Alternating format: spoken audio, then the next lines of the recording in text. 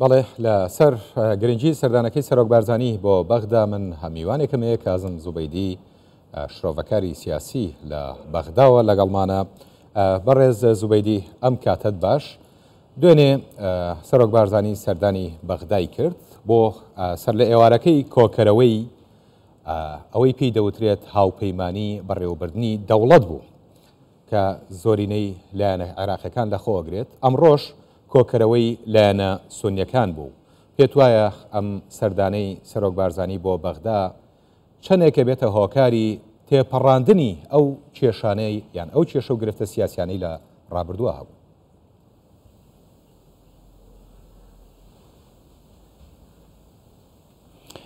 نعم، بدءا تحية لكم أخي العزيز سلاو لا تو لا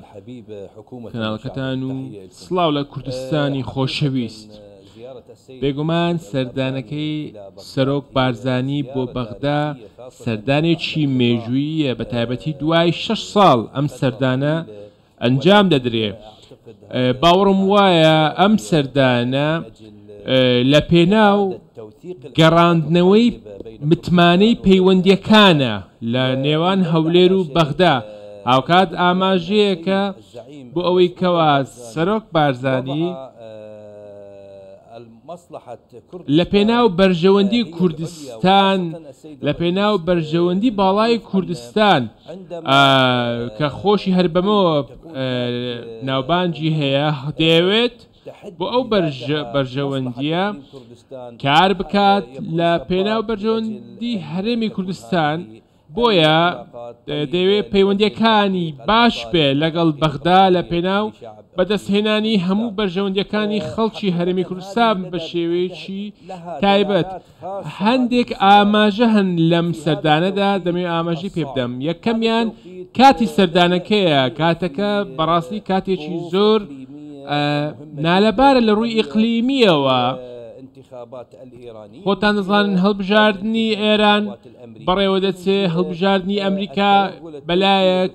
هاوکات هاتنی هێزەکانی تورکیا بۆ عێراق و چەند پرسێکی دیکە. هەموو ئەمانەت دەتوانین بڵێنکەوە هەوڵەکان خراونەتە گەر بۆ ئەوەی کێشەکان لەگەڵ بەغدا چارەسەر بکرێت و ئەم کێشانش بەلاوە بدرێ. هاوکات پێشوازی کردن لە سەرۆک بارزانی لەلایەن بەرپرسە باڵا شیعە و سونەکان شتێکی دیاریکراوە بوو، چونکە سەرۆک بارزانی کەسێکی گەورەیە، سەرۆکی بارزانی نەمرە و 50 ساڵ زیاترە سەرکردایەتی حزبێکی گەورە دەکات. من وەکو چاودێرێک ئەوەی دەبینم کەوا دڵخۆشم، چونکە ئەمە سەردانێکی زۆر باش بووە و ئاراستەیەکی باشیشی هەیە و دەتوانێت هەموو دۆسیەکان دابخات کەوا ناکۆکی لەسەر هەیە لە ڕێگەی ئەو دانوستاندن و چاوپێکەوتنانەی کەوا دەکرێ لەگەڵ هەموو لایەنە سیاسیەکانی دیکە. بەڵێ بەڕێز زوبەیدی زۆر پرسەیەک لە نێوان هەرێمی کوردستان و بەغدا کە لە ماوەکانی ڕابردوو بابەتی کێشە لەسەر بوون. بێگومان ئەم کێشە و گرفتانە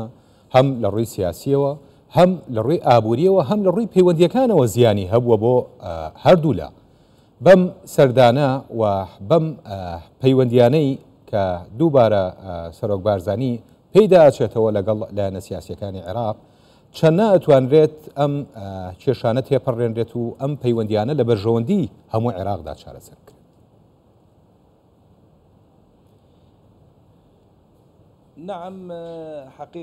بەڵێ لە ڕاستیدا هەموو ئەوەی کەواتە ئێستا هەیە و ئەو شتانی کەوا ئێستا مەلموسن لە پێشمانن، حکوومەت بە سەرۆکایەتی بەڕێز محەممەد شیع سوودانی بە هەموو شێوەیەک دڵنەوایی داوەتەوە و ئاماژەی بەوە داوە کەوا هەموو کێشەکان ئامادەیە چارەسەر بکات. ڕێککەوتنیشی لەسەرکراوە و ڕێککەوتون بۆ ئەوەی چارەسەر بکرێت هەموو ناکۆکچیەکان بە تایبەتی ئێستا کە لە دەسەڵاتدان هەموو کێشەکان لەگەڵیان چارەسەر دەکرێت. ئێمە ئێستا لە بەردەم ڕووداوێکی مێژووی داین سەردانەکەی سەرۆک بارزانی بۆ حکوومەتی فیدرالی دوای ئەم ماوە درێژە بێگومان ئەمە شتێکی زۆر مێژوویە بەڕاستی چونکە دەکرێت لە ڕێگەی ئەم سەردانەوە سەرجەم کێشەکان چارەسەر بکرێن و هاوکات پێکەوە کار بکرێت لە نێوان هەردوو حکوومەت بۆ تێپەڕاندنی ئەو چەقبەستویەی کەوا هەیە یان بە شێوەیەکی دیکە دەتوانم بڵێم هەموو ئەو مادانەی کەوا جێبەجێ نەکراون یان هەناردەکردنەوەی نەوت بێگومان یاخود ناردنەوەی موچە بۆ هەرێمی کوردستان هەموو ئەمانە پێویستیان بە دانوستاندن هەیە پێویستیان بە لێکتێگەیشتێکی تەواو هەیە بۆ ئەوەی هەردوو لا بتوانن کار بکەن هاوکات یەک بن لە بەرامبەر هەر دژایەتیەکی دیکە خوا نەخواستە ڕووبەرووی هەرێمی کوردستان دەبێتەوە خۆتان دەزانن بەڕێز سەرۆک کاتێک سەردانی بەغدای کردبوو پەیامێکی گرنگی هەیە لەگەڵ هاتنە خوارەوەی لە فڕقەخانە ئەم پەیامە ئاشکرا بوو پەیامەکەش پەیامی خۆشەویستی و متمانەیە خۆشیشی هەر کەسی ئاشتیە کەسایەتێکی دیارە و کار دەکات بۆ ئاشتی و لە پێناو بەرژەوەندی هەرێمی کوردستانیش بێگومان زۆر کاری کردووە بەگوێرە ئەو تەقریرانەی کەوا هەمانە ئەمەش هەر ئەوەمان پێنیشان دەدات هەموو ئەم بابەتانە بێگومان چارەسەر دەکرێن بەگوێرەی ئەو لە دوانانەی کەوا بەرەبەیانی ئەمڕۆ سیاسەکان دای بوویان پێمان دەڵێتەوە دیدارە مێژویەکەی نێوان سەرۆک بارزانی و لایەنەکانی دیکە سەرکردە باڵەکانی عێراق شیعی بێ یاخود سونی بێ و بە تایبەتی شیعی پێمان دەڵێکەوە دۆشەکانی ڕابردوو دادەخرێن هاوکات چارەسەر دەکرێن هەموو ئەو کێشانێکەوە پێشتر هەرێمی کوردستان ڕوبەڕووی بۆ هەموو ئەمانە چارەسەر دەکرێن زۆر باشە بەڕێز زوبەیدی پێ وانیە لەم سەردانەدا بارزانی تەنها خەمی چارەسەرکردنی کێشەکانی هەرێمی کوردستانی هەڵ نەگرتووە بەڵکو ڕۆشتووە لەوێ لە بەغدا هەموو سەرکردە سیاسیەکان ئاگادار بکاتەوە لەوەی کە ئاڵنگاری گەورە لە بەردەم عێراقایە و ئەمڕۆژ بینیمان سەرکردەی لایەنە سونیەکانی کۆکردەوە بۆی بیان گەێنێتە یەک و دەرچەیەک بۆ کێشەی سونەکانیش بدۆزێتەوە مەبەستمەوە بوو کە بارزانی تەنها بۆ ئەم بابەتە نەڕۆشتووەوە دەکرێت بێتە چەتری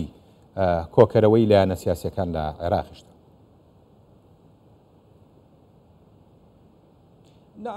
بڵێ بڵێ بڵێ بڵێ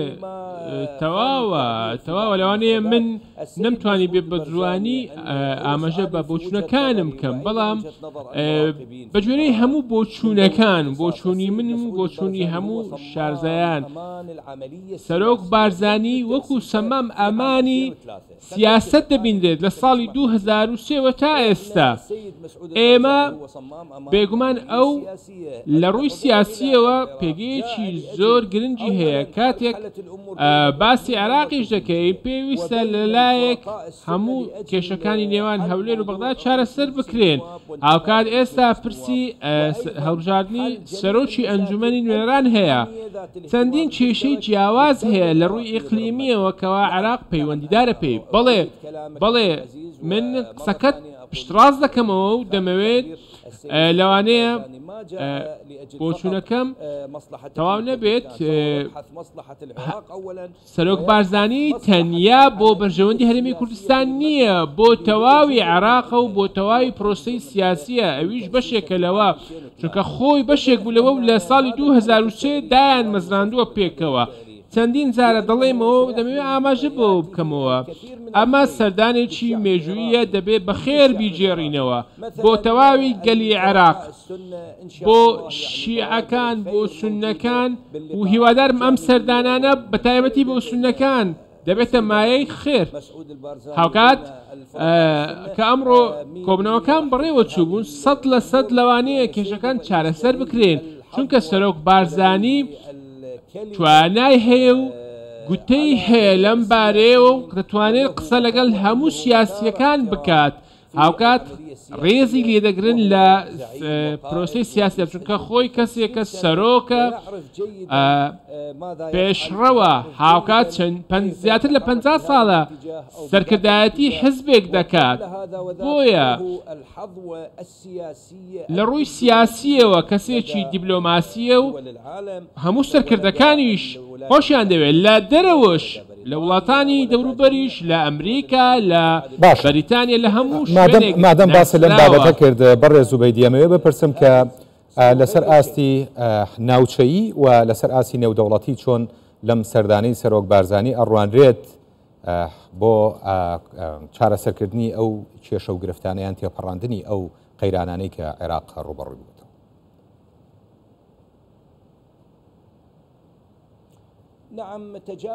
بەڵێ بێگومان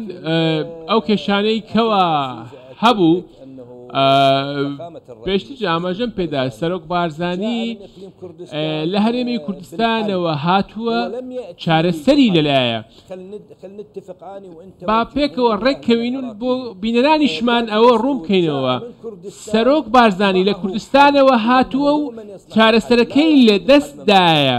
چونکە دەزانێت لە بەغدا چارەسەر نییە ئەمە خاڵێکی زۆر گرنگە خۆی چارەسەری بەدەستی خۆی هێناوە زۆربەی هەر زۆری کێشەکانی کەوا هەبووە و سەرۆک بارزانی هاتووەتە ناوە و چارەسەری کردووە و چارەسەرێکی گونجاوی هەبووە هەندێک جار چارەسەری ناوخۆیی بووە هەندێک جار چارەسەری ئیقلیمی و نێودەوڵەتی بووە بۆیە لەم سەردانانەی کەوا دوو ڕۆژە دەیکات دەتوانم بڵێم سەرۆک بەڕێز سەرۆک چارەسەری لە دەستدایە هاتووە بۆ چارەسەرکردنی هەموو کێشەکان لەگەڵ ئەوەش دەبێ ئەوە بزانین ئەو خۆی وەکو هەرێمی کوردستان زەرمەند بووە نامەوێت جارێکی دیکە قسەکان دووبارە بکەمەوە بەڵام ئەوەی هاتووە و ئەوەی دەکرێت کەوا دەبینین هەتا ئێستاش هەندێک لایەن هەن دژایەتی کوردستان دەکەم بەڵام ئەمڕۆ لەگەڵ سەرۆک بارزانی دەستیان لە ناو دەست یەکتردا بوو پێشوازیان لێ کرد وەکو سەرکردەیەکی باڵا نەک وەکو سەرکردەیەکی کورد بەڵکو وەکو سەرکردەیەکی باڵای عراقی و سەرکردەیەکی باڵای عرب و بەسرە و ناسرێ بۆ هەموو ناوچەکان بەخێر بێ بۆ بەغدا بۆیە دەتوانم ئەوە بڵێمەوە ئەم چارەسەرە بۆ تەواوی خەڵکی عێراقە ئێمە پێویستمان بە شودرێژی هەیە پێویستمان بە ئارامی هەیە وڵاتەکەمان چەندین ساڵە ڕوبەڕووی کێشەی جیاواز بۆتەوە کێشمەکێشە سیاسیەکان بوونەتە هۆی ئەو ناهەموارەی کەوا هەیە سەرڕای بوونی چەندین مادەی یاسایی بەڵام جێبەجێ ناکرێت و ئەمەش بۆتە هۆی ناهەمواری بۆیە خەڵکی عێراق داوا دەکات و چاوی لەم سەردانەیەکەوە بەخێر بجێڕێتەوە ئەو بەزلکی کوردیەوە هاتووە دەمەوێت بەڕوون و ڕاشکاوانە بڵێم کاتێک سەرۆک بارزانی بەزلی کوردیەوە دێ ئەمە ئاماژەیە بۆ ئەوەی کەوە بەرز ڕێز لە نەتەوە دەگرێت نەتەوەی خۆی دەگرێت و ڕێز لە تەواوی عێراق دەگرێت ئەمە تەنیا بەشێک نییە بۆ عێراق بەڵکو ئەو هاتووە کێشەکان چارەسەر بکات و چارەسەرەکەش هەر لە دەستی ئەودایە و من بەڕوون و ڕوونی دەمەوێت بڵێم ئەو دەتوانێت هەموو گونجاندنەکان ئەوەی هەیە هەمویان چارەسەر بکات هاوکات ئەم دۆسیەیە قەپات بکات ئەم قسانەم تۆمار بکەن دووبارە دەبێتەوە بێگومان ئەم قسانەم دێتە شوێنی خۆی لە ڕووی ئیقلیمیەوە لە ڕووی ناوچەییەوە لەگەڵ ئێران لەگەڵ وڵاتانی کەندا و لەگەڵ تورکیا هەموو کێشەکان چارەسەر دەکرێت بێگومان ئەمە سەرچاوەی حکمەتێکی باڵای سیاسیە ئەم دوو پرسە واتە حکمەی سیاسی و توانایی هەیە بەڕێز سەرۆک بارزانی ئەم دوو توانایەی هەیە دەتوانێت ئەمانە چارەسەر بکات باوەڕم وایە لە چەندین دانیشتنی ئایندەدا ئەمڕۆ بێ یاخود ئایندە بێ هەموو کێشەکان پشت بەخوا چارەسەر دەبن هاوکات ئێمەش دڵخۆش دەبین بە بڵاوکردنەوەی ئەم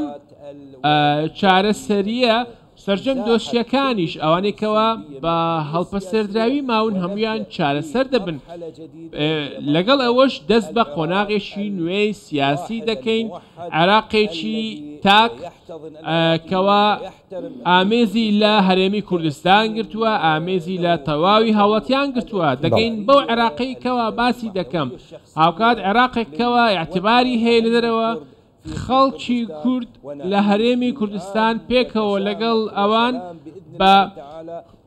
خۆشێکی زۆر دەژین پێکەوە وەکو کورد وەکو عێراق هەردووکمان وەکو عێراقی هەردووکمان لە دژی هەموو مەترسێک دەوەستینەوە و پشت بەخوا دەتوانم بڵێم لە پێناو بەرژەوەندی عێراق و عێراقیەکان و هەرێمی کوردستان دەزەنجین و کار دەکەین خوا نەخواستە ڕۆژێک ڕوبەڕووی هەر ناخۆشیێک بێ ئێمە لە دژی دەوەستینەوە من بەڕاستی گەشتبینم بەو سەردانە و باوەڕم وایە ئەو سەردانە وەک بەخێر دەگەڕێتەوە و تێبینی ئەوەش دەکەین لە چەند ڕۆژی ئاینەدا ئەنجامەکانی ئەم سەردانە دەردەکەوێ لەلایەن سەرۆکایەتی حکوومەتەوە ڕادەگەیەندرێ.